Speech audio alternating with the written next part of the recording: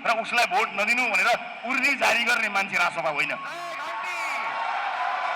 साथीको पार्टीमा यस्ता मात्र होइन, धेरै परिस्थिति सृजना हुन सक्छन्।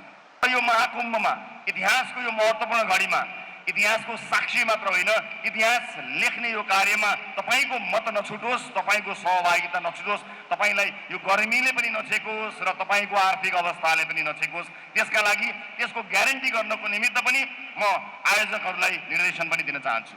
यहाँहरूले हाम्रा बीचका छलफललाई स्वस्थ र स्वच्छ बनाउनुहुनेछ। त्यसलाई कुनै तमासाको रूपमा सडकमा या मैदानमा लिएर जाने काम गर्नुहुने छैन भन्ने कुराको मैले अपेक्षा गरेको छु।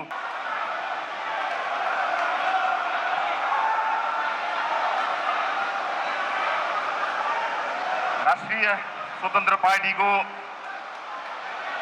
यस ऐतिहासिक प्रथम राष्ट्रिय महाधिवेशनमा र यसको बन्द सत्रको उद्घाटन यस समारोहमा उपस्थित रहनुभएका